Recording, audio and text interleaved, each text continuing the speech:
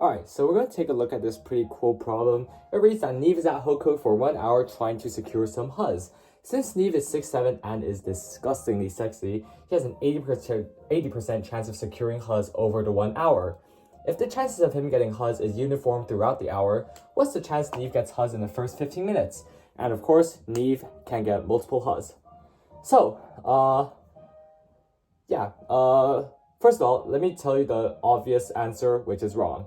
So, you may start by thinking, well, Neve has an 80% chance of getting huzz in 1 hour, which is 60 minutes, and 15 minutes is just 1/4 of an hour. So that means the chance is going to be 1/4 of 80, 20%.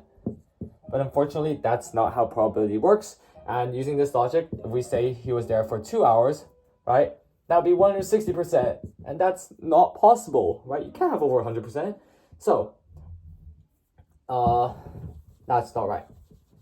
So another way we can, we should start obviously by doing a variable. How about that? So let's say the chance he gets it at the first 15 minutes equals a variable p. And let's therefore, since it's a uniform, chance of him getting huzz at throughout the entire hour, the second 15 minutes is also going to be p. And third 15 also going to be p. And last 15, or the fourth one, is also going to be p. So what can we do now? Well, now what we can do is we can find the chance that he gets huzz all 4 15s plus 3 out of 4 15s, right? All the cases, all the possibilities, plus 2 out of 4 15s, not hours, and only 1 out of 4 15s. And then, since these are all the possibilities that he gets the 80% chance of him getting huzz, we know that all of that equals 0.8. So let's get started, shall we?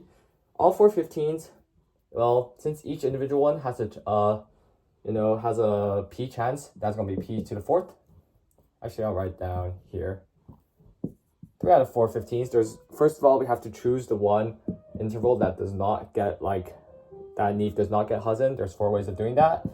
And then for the 3 ones that are chosen, there's, again, p ways, so it's only p3 this time. And for the last one, it's going to be 1 minus p, since we don't want the p. And we could go on like this, but this is a lot of work. And eventually, yeah, you said this is 0.8. But eventually, you'll have to solve this, and you have a p to the 4th power, right?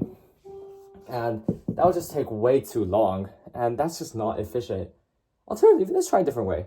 So, a better way could be to try complementary counting, where you're essentially counting the chances of Neve not getting huzz and then subtracting it from 1. So the chance of Neve not getting huzz, of course, is 0.2, right? So what we want to do is we want to find the chance that Neve does not get huzz over the entire hour in terms of p. And how do we do that? Well, of course, if Neve doesn't get huzz, this in all 4 intervals, and for each interval, there's a 1 minus p chance of Neve not getting huzz. So over all 4 intervals, the total probability will be 1 minus p to the 4th power. That's much easier, isn't it? Just this. And now, what we can simply do is we write this as a fraction, take the 4th root, and then we do some slight rearranging. We get p equals 1 minus 1 to the 1 over 5 to the 4th root. And if we put that into a calculator, that should be around a 33.1% chance that Neve gets huzz in the first 15 minutes. Because remember, that's what p is. So, Neve, good luck.